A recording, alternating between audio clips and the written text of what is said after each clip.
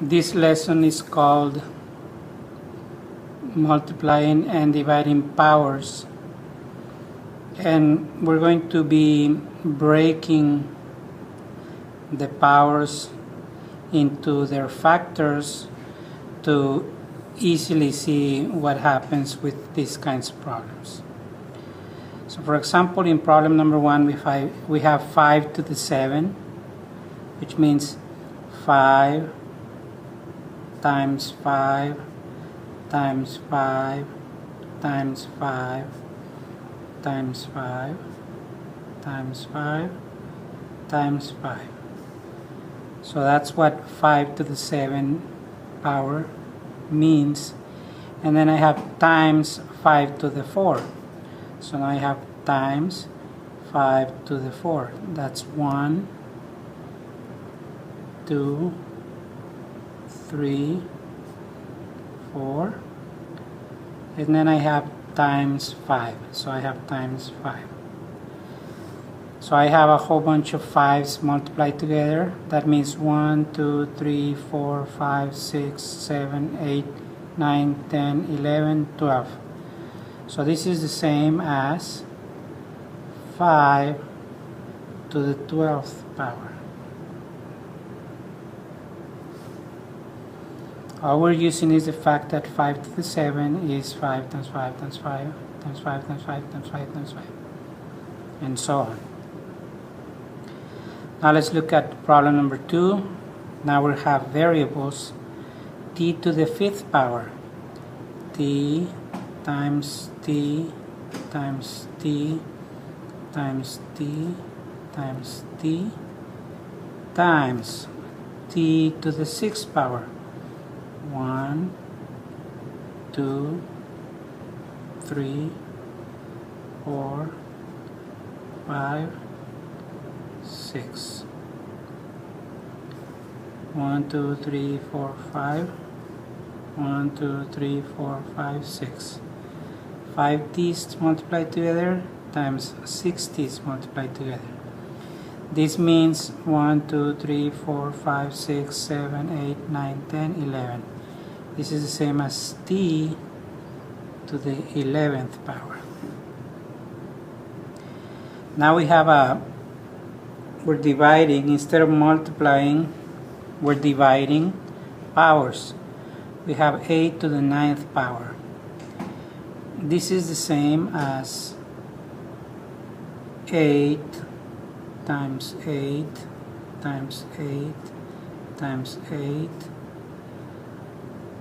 5, 6, 7, 8, 9. 1, 2, 3, 4, 5, 6, 7, 8, 9. Divided by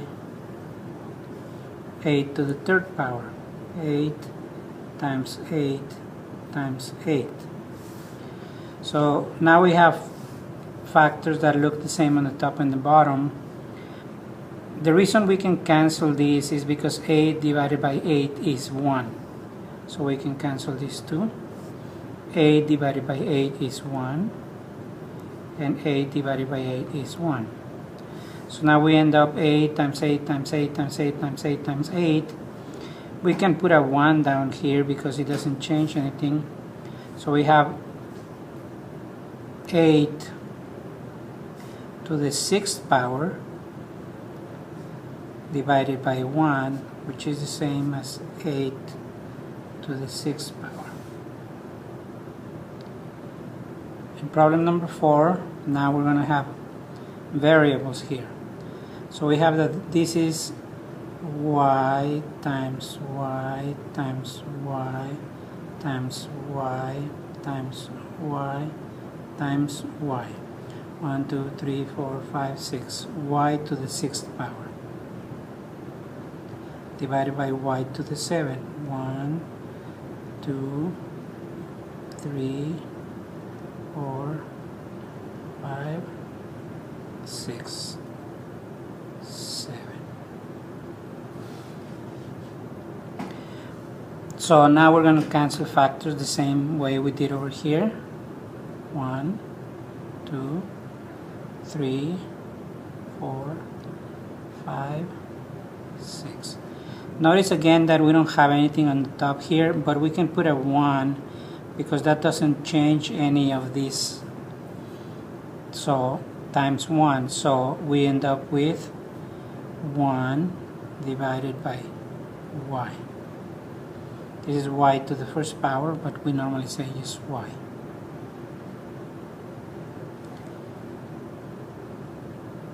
Example number 5.